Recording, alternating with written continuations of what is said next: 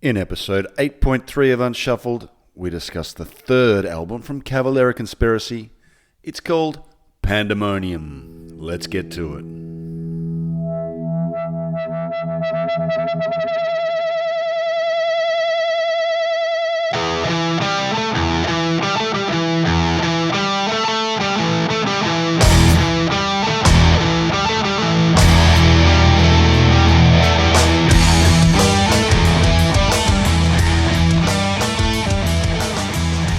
Welcome, listeners. Welcome back to long-time listeners. Welcome to first-time listeners. Welcome to Unshuffled.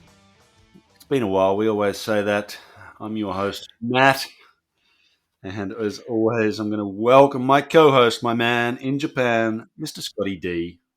Bartholomew, it is great to see you again. Great to do this again. I'm excited. I'm ready to talk about this album. But yeah, it's been a while. But you're right. We always say that, don't we? We always say that. Life gets in the way sometimes, but it's just meant more time with this album. So we've got a lot to say about today's album. And the band we're discussing today in Unshuffled is Cavalera Conspiracy. The album is called Pandemonium. Scott, why don't you talk us through the album and then we'll get into it. All right. The release date was, first off, this is their third album. The release date was October 31st, 2014. This is a Halloween baby right here. It was, so I have that it was produced by Max Cavalera. I don't know that there was any other. I couldn't find evidence of any other producer. I know you've got the physical media right in front of you. It's on Napalm, and it was recorded at Loud Audio Recording in Glendale, Arizona. I was wondering when we were going to get to Arizona with these guys, because I know that's where they are. At least that's where Max lives. So I assumed at some point he was going to keep it close to home. Again, I don't know if this is his studio, which seems like he could have one. Busy fella. Lineup, we've got Max and Igor again. They're definitely our this whole thing revolves around them. Mark Rizzo on guitar, which I just heard a bit of news about Mark Rizzo recently. That Do tell.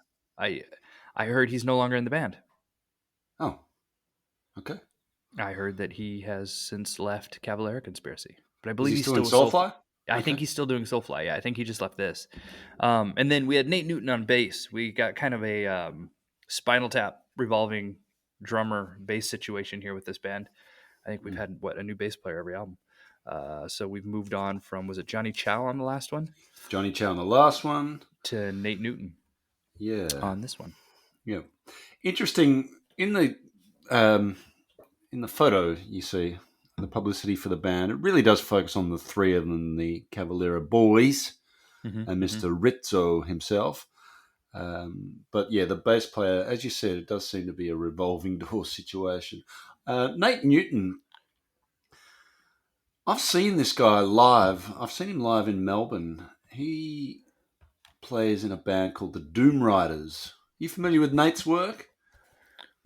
No, but I love the way you say doom. And so I don't know. Anyway, What is it? I don't know. You got, I've noticed whenever we talked about like doom metal, you've got it doesn't matter. Anyway, no, I've never heard of the the Doom Riders. I've never heard of them. Well, that's why I want our next band to be a doom metal band. But anyway, Yeah, we'll get to I that. do too, actually. But yeah, Nate Newton, he's in a band called the Doom Riders, and they played in a little pub in Melbourne.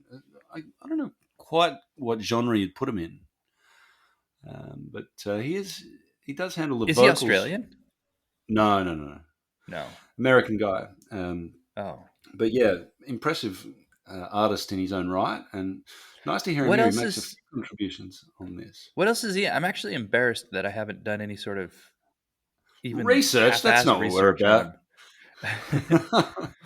Oh, here we go. Okay, I just found him. Yeah, you're Googling? Good. Go, tell us. Yeah.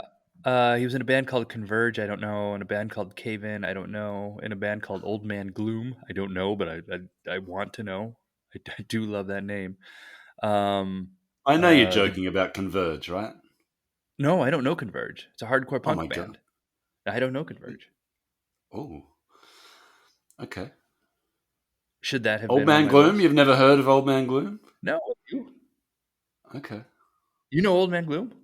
Yeah, Old Man Gloom. One of my, I reckon I've listened to. There's a album of theirs called Seminar 3 Zozobra, which is just brilliant. And yeah, and Converge, Jane Doe, and like you Let me know, look. I don't think I do, you but do I'm know looking. I'm Converge. looking. The sort of Ah, screaming Sema. and just full on crazy, crazy. They're pioneers of mathcore. Well, now I get why you're. No, I can't.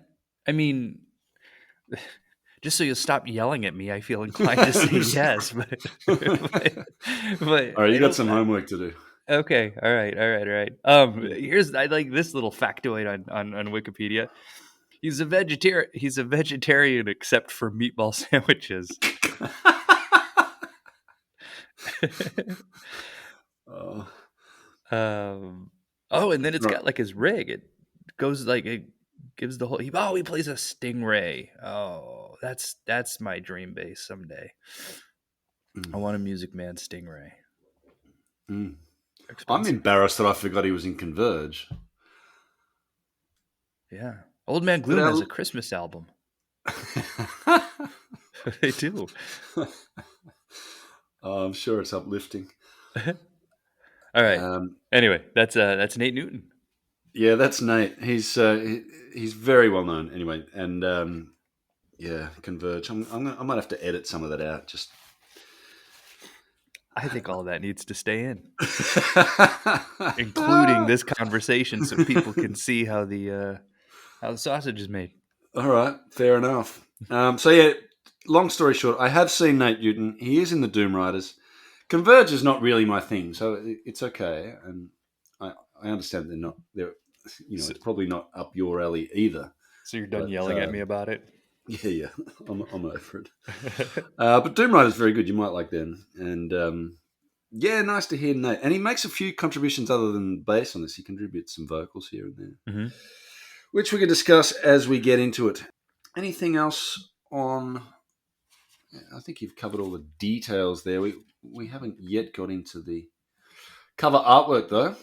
I was going to introduce that next. Well, let's do it then. So I'm gonna not get this name right, but I'm gonna go ahead and give it an attempt. Mm, that's what we do. Steven Deutschnoff. Uh, Is that close enough? the man, Artist of Deutsch, this. Deutsch to his mates. But anyway, this album cover seems to be styled after Dia de los Muertos, which is completely different from what we had done on the first two album covers, which was more minimalistic. Yeah. And I liked sort of that minimalistic, but this is a really cool cover as well. I don't really know what's going on. Seems to be some sort of like Dia de los Muertos skull, which I believe is called a calavera, um, and a paint roller of some sort. There's some sort of like MC Escher esque thing happening. There are Yeah. flags burning in the background. Yeah. The words Machina, Babylonia, Pandemonium, which I mean is fitting, are all sort of written across the Yeah, well, front. there's Deus Ex Machina, which is one of the bonus tracks, is up the top there. Yes, I think this guy does murals, and it's got a very mural look about it. Mm, I love this artwork, yeah. and we sort of commented on the aesthetic they had going with the first two. It was a very simple one. This is very different, but I'm really happy they've changed. Yeah, I think this is brilliant artwork, and I love the colors. The yellow and green. So we've got the Brazilian colors there in the palette. I've got the CD, and it comes there is some advertising for a Brazilian Brotherhood edition, which comes with this really cool looking Oh, Cavalera Conspiracy flag postery thing that's with the really same cool. colors. I don't have that, but yeah, I think they've deliberately chosen the colors of Brazil and some cool imagery. Is The that yeah. is that Cavalera Conspiracy symbol on there anywhere? Yeah, it is behind.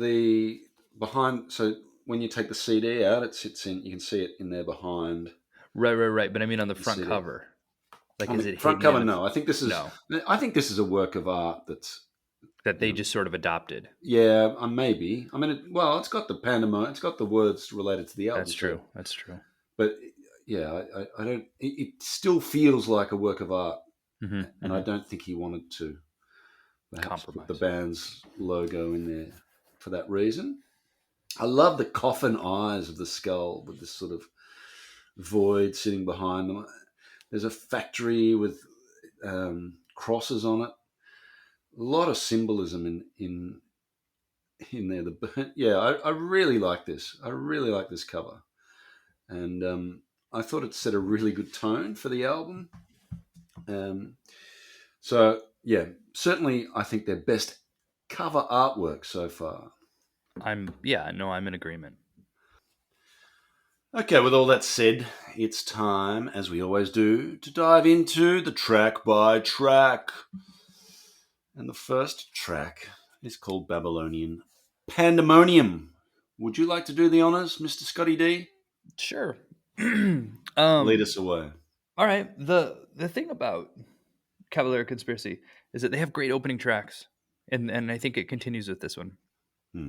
in the sense that where you sort of you put it on and they give you kind of those first opening riffs or whatever, give you a lot to work with and kind of give you a style of what's coming up. This one they have the opening drums. That opening drum fill is awesome. There's sort of the voice sounds like it's being modulated down. I don't know what's happening.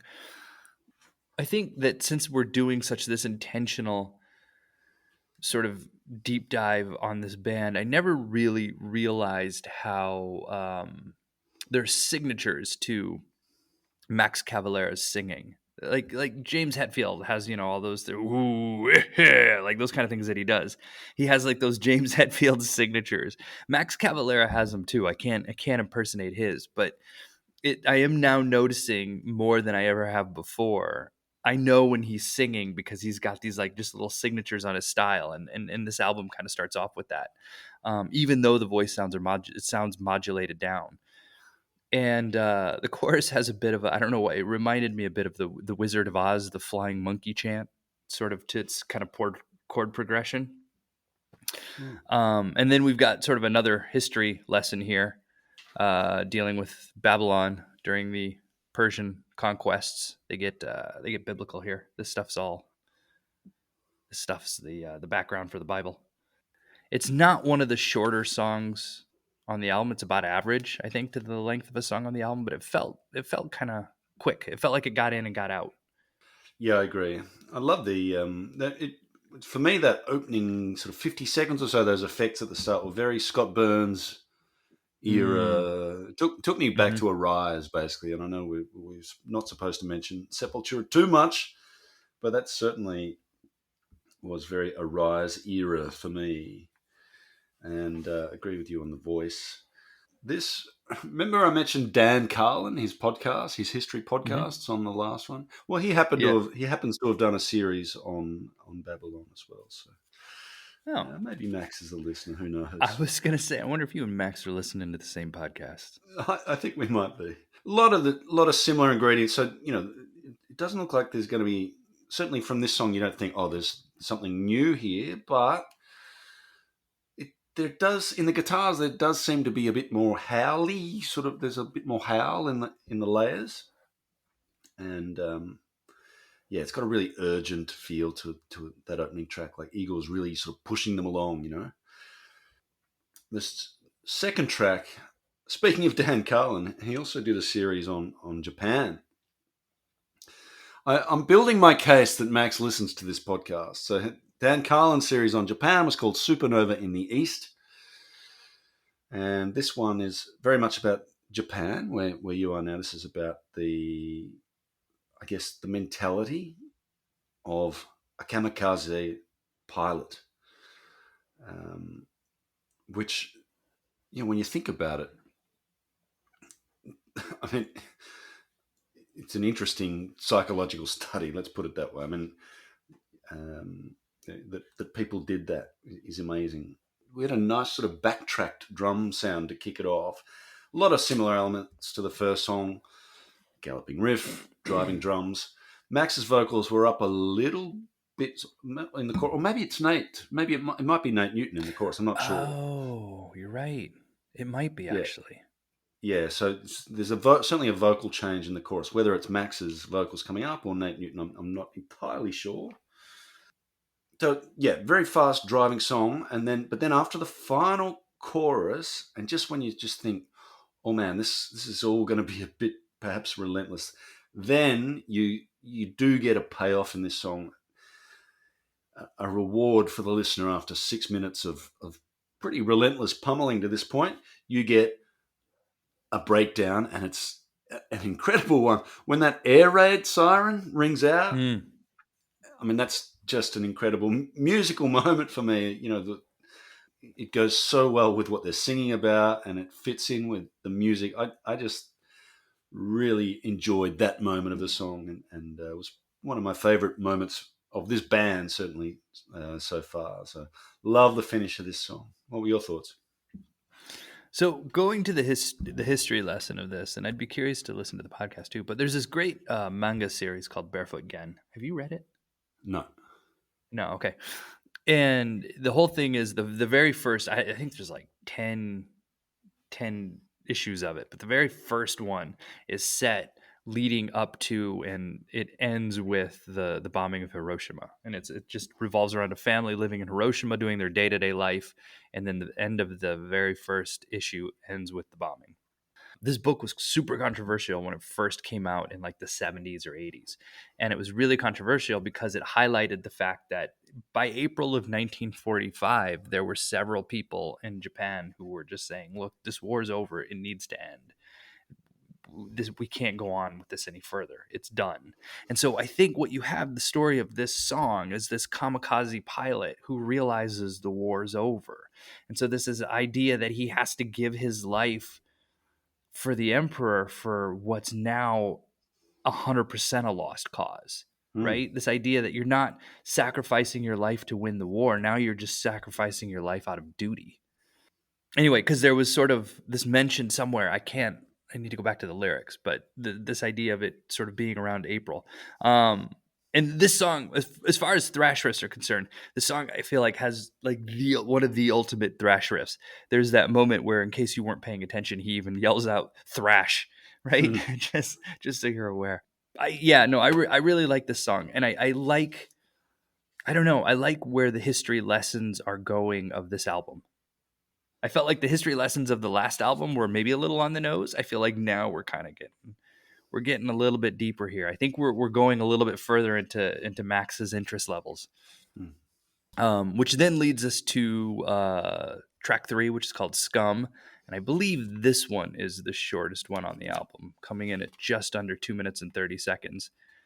What in my notes, what I have written down is Wall of Chugga Chugga. Um, the I don't know if that's a technical term. The drums aren't constant, which I really like. It you kind of talked about the sort of after 6 minutes, there's that breakdown and where things relent a little bit. But I like that the drums sort of make these kind of cool rhythm changes, and the air raid sound still continues in this track, whereas the guitar is sort of, it has this air raid sound and then they kind of just ascend down into the power chords. Like I feel like, and I'm going to end up talking more about him I think after this track, Mark Rizzo seemed to have been given sort of just like a clean palette on this album, and they were like, just you get after it, Mm, go do what you do, because I feel like he does some really cool things basically from this song to the end. mm. Yeah, I don't have too much to add to what you've said there. It is a short song, so I don't know lyrically who it's aimed at, but it's clearly someone who Max doesn't like very Mhm. much. So there's a lot of anger in the lyrics, and there is still a groove here. It's thrashy and heavy, but there is a hint of groove here, and I like it. The next one, I Barbarian. I guess There's a bit of history there too. We're talking sort of fall of Rome here, so the role of the barbarians in that part of history. Anyone who's played Civilization know how damn annoying those barbarians can be in the early stages. There's another fast one. The drumming in this one is truly incredible. There seems to be some form of sibling rivalry going on I think. I don't know if it's Max kind of punishing Igor and saying, no, you have to play this. Or maybe it's the other way around. I've sort of tossed between those two options. Maybe Igor's trying to prove something to Max here, but there seems to be something going. It reminded me of the film Gattaca. Have you seen Gattaca? One of my favorite science fiction films, where the two brothers are kind of very competitive and they just sort of keep pushing each other further and further out. They're trying to see who can swim the furthest out into the ocean at night, and they just keep going and going to their own detriment. There is a breakdown in this one, and it felt a little rootsy again. So there's to bring Sepultura up again. And get Rizzo is great again. There's a really good sort of the wailing Rizzos. There's the slower riff towards the end. I think this is a superb song. I'm really enjoying this album to this point, and this is just another killer song. So far, it's really rocking. Hope you enjoyed it too. Yeah, no, I did. Again, I really liked how the chorus plays with space. I like that they're using they're not filling. I feel like the first album, it was just kind of trying to fill everything with something, and this one they kind of allow sort of breaks, just even just momentary. I like the tempo changes. It goes the verse to the chorus, but also into the bridge. Again, the guitar solo is just class, right? It's superb. It's got the clean sweeping arpeggios against like this industrial backdrop. Yeah, again, like I don't mean to give anything away here, but Rizzo's just all over this album. For like, he just absolutely added amazing layers to this album, which takes us into track 5, which is my favorite track on the album. I'm not going to get this one right. You're the one learning Portuguese. Yeah. Cramunhão. Cramunhão. All right. So Cramunhão, which I think might be the longest track on the album, 5:28. And yeah, it is. And so as I understand it, this is like a type of it's either a type of devil or it's a chicken egg fertilized by the devil. My Google Translate went a couple of directions on this one. But basically the idea that a person makes a pact, takes this egg home, and then from the egg springs this little devil, and that little devil will serve the person. As I understand it, that's a Cramunhão is like a devil that kind of does your bidding. Anyway, as I said, I think it's my favorite song on the album. Mark Rizzo, again, just goes off on this with the crescendos, the decrescending riffs, the swells. I like the story behind the song. He name drops Inflicted, which, if we remember from before, that was supposed to be that was going to be the band name. Mm-hmm. Was going to be Inflicted. They go ahead and just remind us of that. The breakdown, the bass and drums at the end is really cool. I like the song. I like the story behind it. I like the guitars. I like the breakdown, the ending of the song. Yeah, it's probably to this point it's certainly not a slow song, but it's the closest to mid-tempo they've gotten on this album so far. But there are some tempo changes.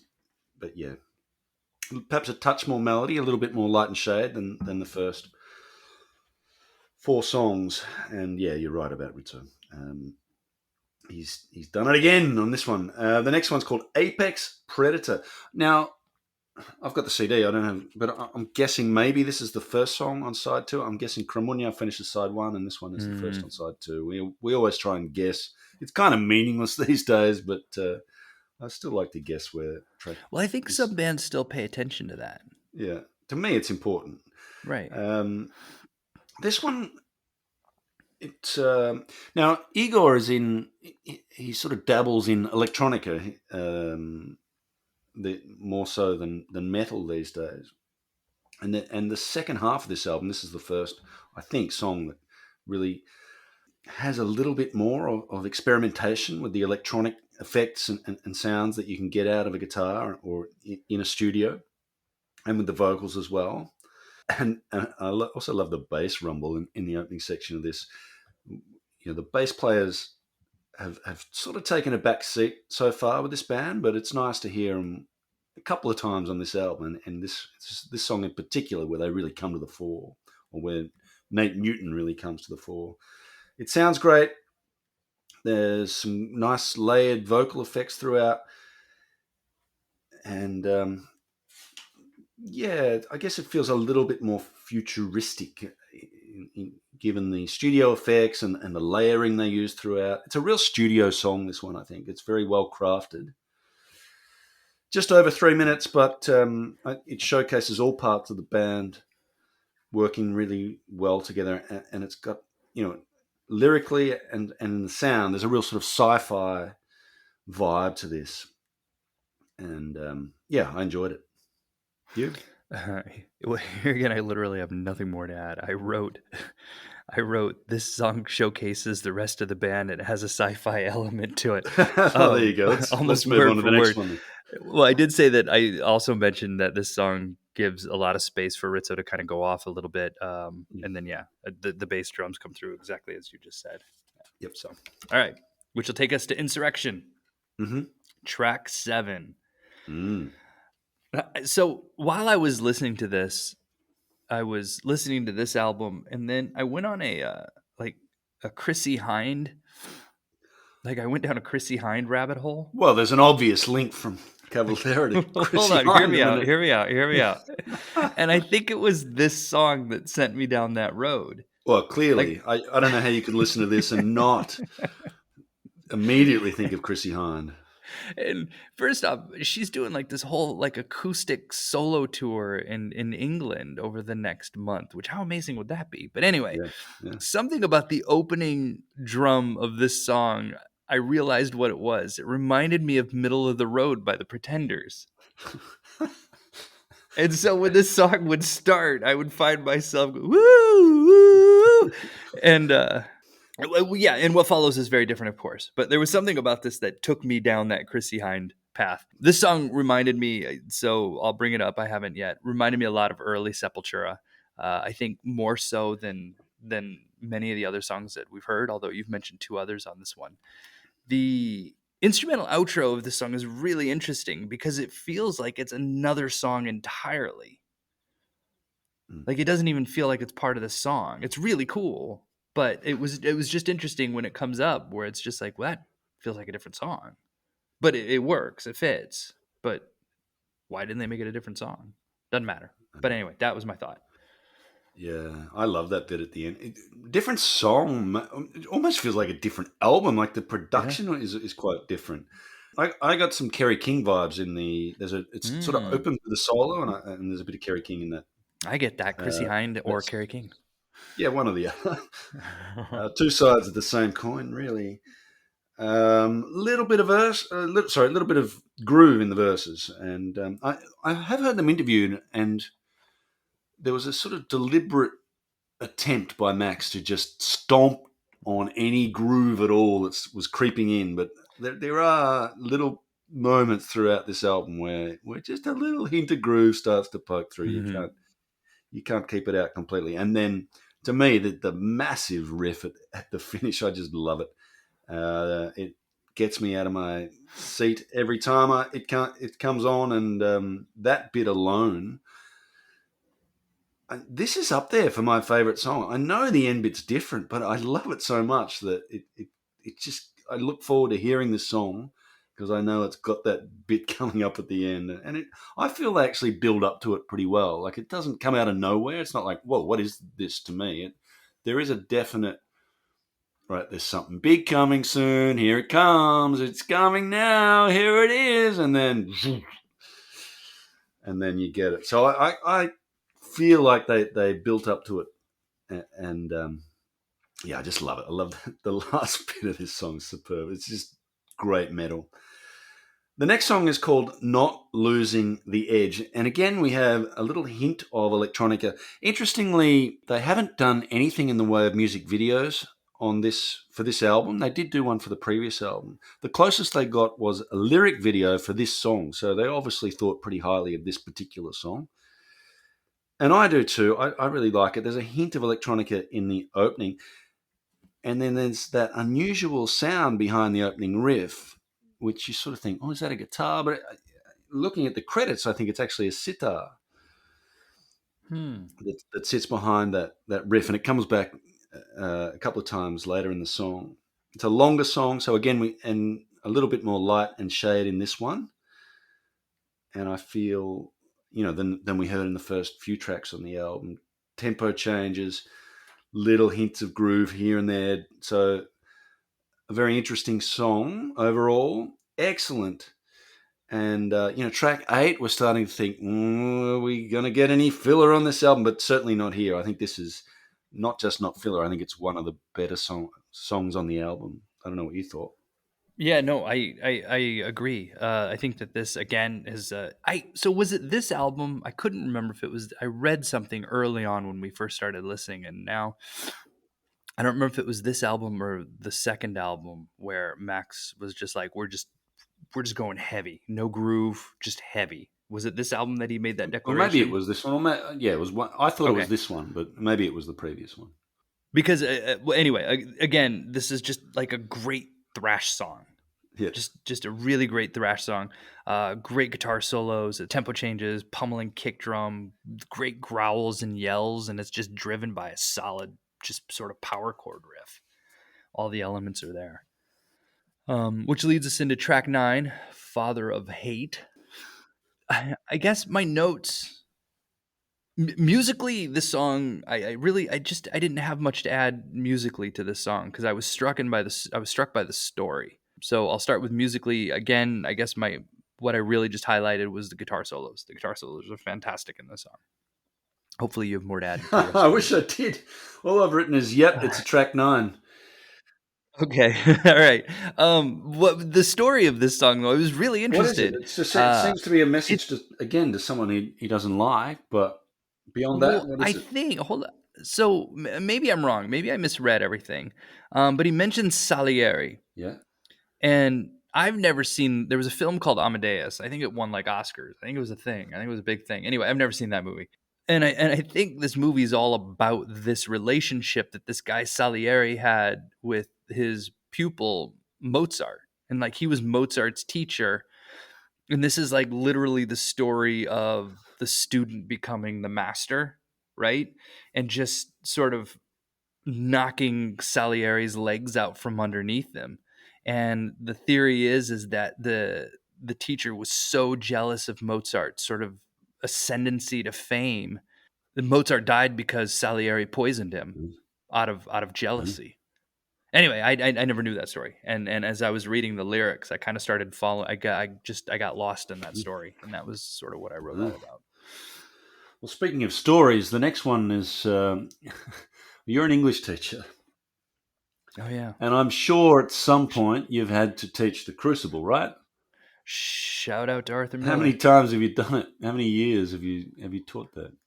I haven't. He's sort of no offense to Arthur Miller, but he's kind of one of those dead white guys that has been worked off of the curriculum. But yes, in my early days when I first started teaching, there was a lot of Arthur Miller, whether it was Crucible or Death of a Salesman.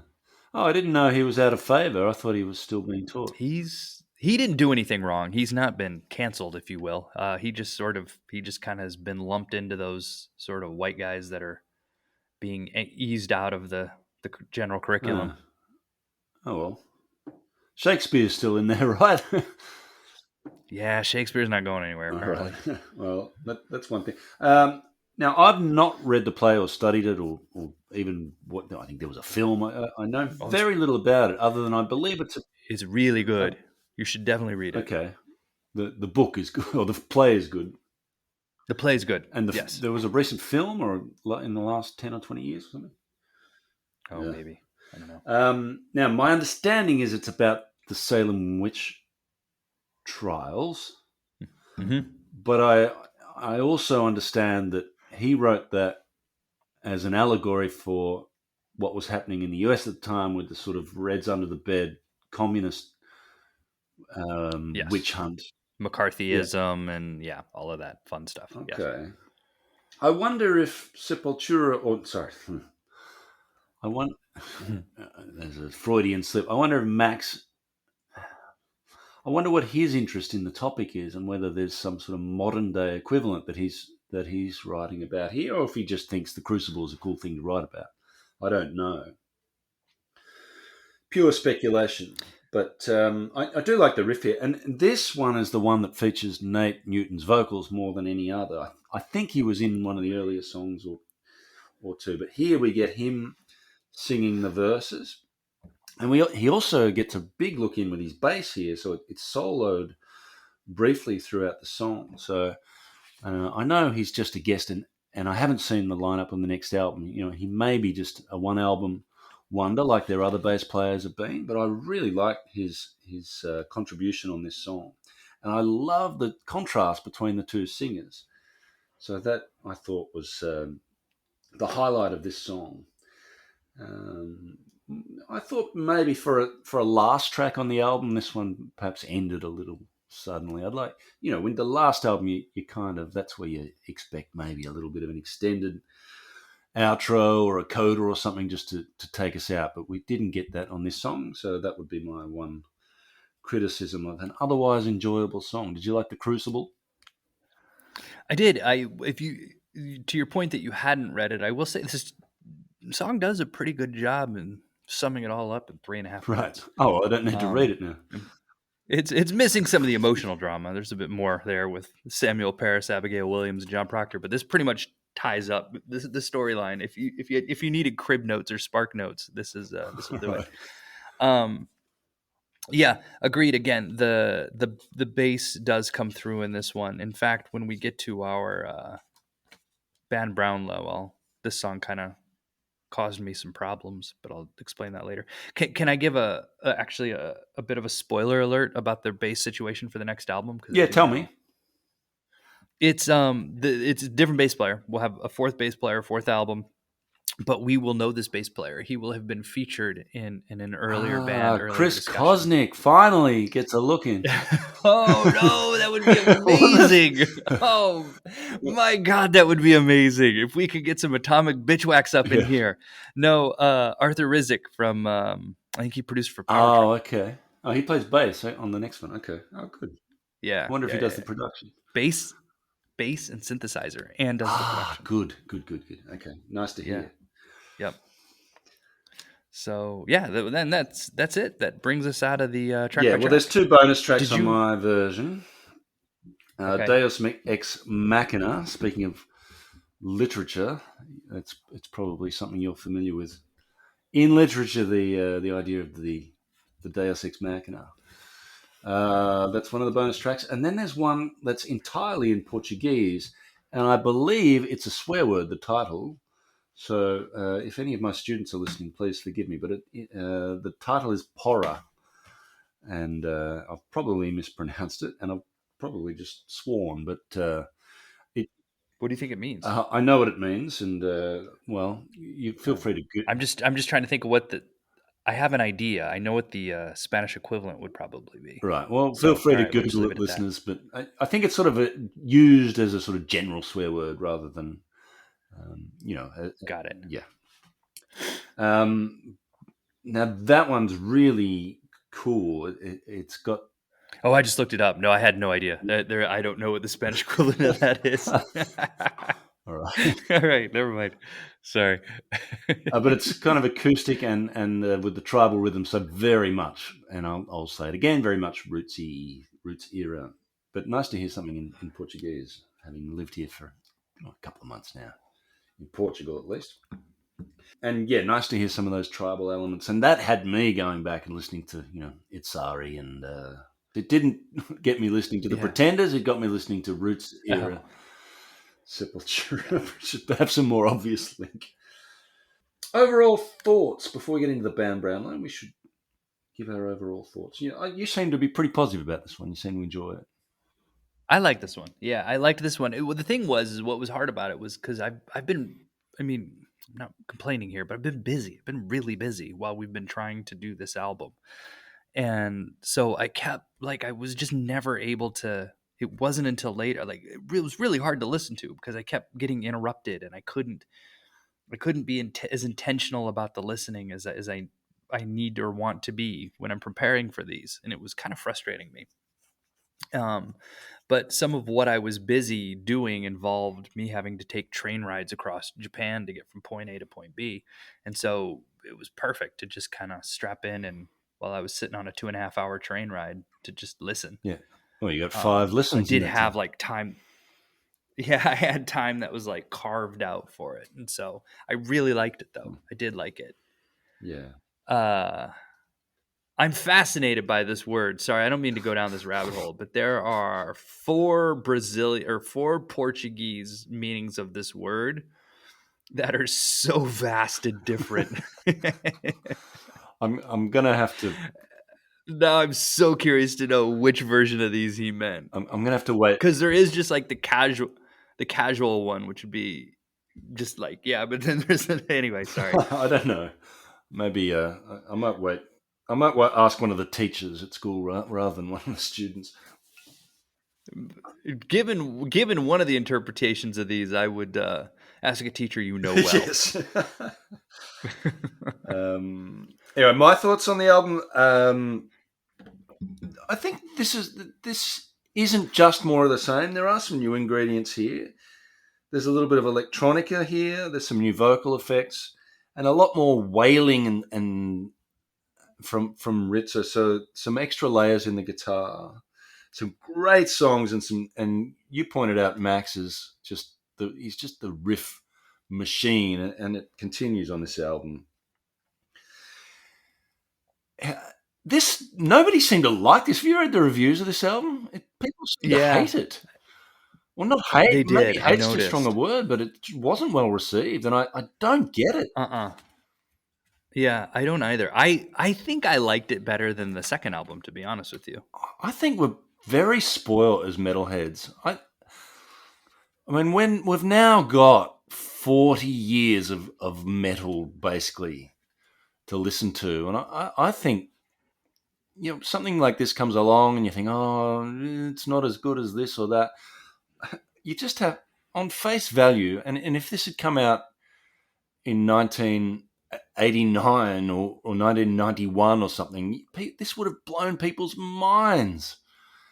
But I think these days, I don't know. I feel like people have just become a little blasé about what goes into an album like this and just how, and maybe it's just because of the way we do it and the fact that we do take the time to sit and listen again and again. That you go, hang on, that's amazing, or that solo that you might notice on the first or second listen. It's like, wow. So it's also, I guess, and the fact that they deliberately try to eliminate the groove, I guess that at times makes it a little bit of a relentless listen, and maybe that's a bit too much for some, but I don't know. Like, I thought it was fantastic. I mean, if I had to take a point off as a very harsh judge, it might be the production. It's not quite as crisp as certainly as the previous album, and I hope the next one. Now I'm encouraged knowing that Mr. Risk is involved in the next one, that the production might go back. I think these days, I think part of the problem with the production is there's just so many layers that it just starts to become a bit muddled at times. Perhaps they needed to just strip Right. it back here and there. I would have liked the drums in particular. I think this is an incredible drumming performance, but I feel like it gets lost a little bit under all the other layers of instruments and vocals over the top. And I think the drumming should be front and center on this album. So you kind of have to seek I it get out. that. whereas it should, like, to me, that this is an outstanding. I know I know where your Brownlow votes are going, I think, but you can probably guess where mine are going. But unfortunately, I just think it got a little buried. Just had that incredible drumming performance on this album. You have to really hunt for it at times, where it should just be knocking you over. Right. Well, you had mentioned being excited about the production of the next album. I will say that a buddy of mine who longtime listener, no time caller, he listens to this podcast. This is where I was getting at with that. And but he sent me a message because he had been listening to kind of what we were doing here, and it was just that he had been listening to Psychosis, and he's like telling me how he forgot how awesome the album was, and I'm like, ooh, nice. Yeah. So I'm ready. That's the next Yeah. one. So I think the next one's gonna be Yeah, great. the next one will be great. I got a good feeling about it. I'm sure I've got a good feeling too, and I've got it on the way. I've ordered it through Discogs. So it's coming. Someone in the UK, I think, is shipping it. I feel this like way. Discogs always comes up in my search for physical media, but I've never lived anywhere where I can actually get it. Hmm. They don't. I guess there's. Yeah, you'd probably find some Discogs users in Japan. I don't know. Yeah. Hmm. I don't know. But yeah, looking forward to that arriving. All right. Well, let's get to Bam Let's Brown. do it. All right. So I'll go ahead and start it off. It's that one the bottom pit position here I struggled with. I did want to give it to Nate Newton, who just kind of jumps in, first time with the band, well, only time with the band, jumps in, gives us some vocals, gives some really cool bass riffs, does get that bass kind of out in front, maybe in a way that some of the other bass players didn't necessarily have that opportunity. But I can't not have Max in the top three. So Max has my 1 point there. My 2 goes to Igor. The drumming, yeah, you're right. Not as front and center as should be. Probably not his fault. But my 3 has to go to Rizzo. I think that he's all over this album. Like he layers and colors this album. Yeah.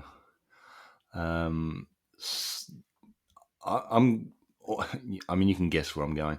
1 to Max for the same reasons, and Nate was unlucky to miss out. I loved his contribution. 2 to Rizzo, who was so unlucky. It's hard to think of a better combination of guitarist and drummer. And yeah, I'm not going to take points off Igor for the production. I'm going to give it to him. This is incredible. He's still I still think he's my favorite metal drummer ever, and I think he's been pushed even to his limits on this album. This is brilliant, and he's still got it, and he's proven himself to his brother that he's still got it too. And yeah, well done, Igor, and well done to the whole band. I thought this was a very enjoyable album. Yeah, no, agreed. But I am looking forward to the next one. And the next one it's the last Cavalera Conspiracy that we have so far. Yeah, anything? I don't know if there's anything else in the pipeline. I haven't heard of anything, and because I know Rizzo now is leaving or has left the band, and that might give us a further weight. Well, and the brothers are doing like this. Aren't they on some sort of like classic Sepultura tour? Yeah, they seem to be. Which, like, where they're kind of Roots era Sepultura. I guess they've got to make money. The reality of the world of life is that you got to give the fans what they want. And for me personally, I think there's much more value in continuing with this new stuff, but it just doesn't seem to be getting, for whatever reason. Certainly not a lack of quality, but it's just people, I guess, metalheads, maybe they get old, they're sort of nostalgic, they want to hear Roots again, and some of this incredible new stuff like this album. Not that this is that new anymore, but it kind of gets lost in the wash, unfortunately.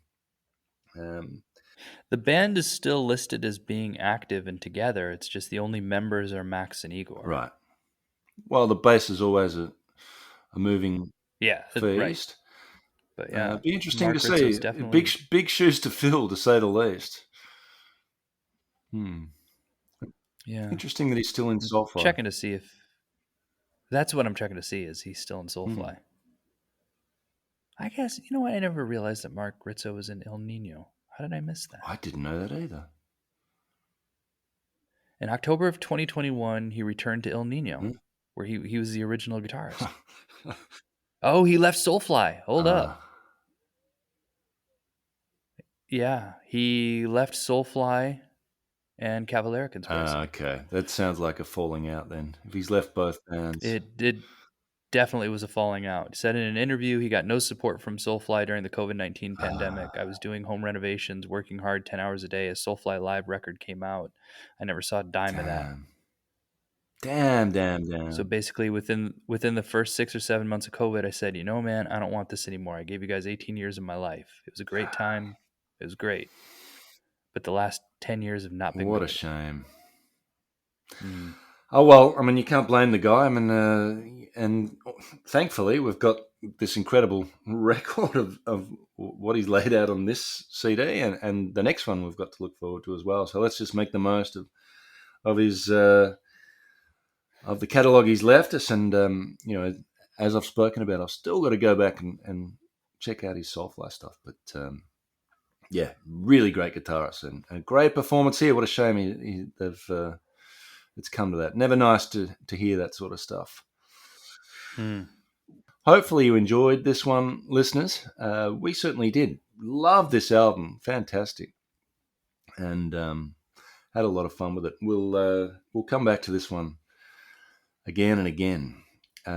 This has been Unshuffled. I hope you've enjoyed it, as we did. We always do. Nice to catch up, Scotty. We don't, this is about as much as we get to chat, but it's always a No, I pleasure. agree. So, listeners, you can catch us in various ways. We've got our website, unshuffledpod.com, where you'll find the show notes from this and all our previous episodes. We're on Twitter at unshuffledpod. You can email us, unshuffledpod@gmail.com. So please do get in touch with us. We'd love to hear from you. And, it's nice to know that people are tuning in and listening and joining us on the journey. As always, just a couple of quick thank yous. The music you hear at the start, and you'll hear it as we wind things up here, is by a band called Seven Planets. The album is called Explorer, and the track is called Vanguard. A great sort of fuzzy instrumental stoner rock on the Small Stone label, a fantastic independent label with many, many fun bands, including Seven Planets, so be sure to check them out.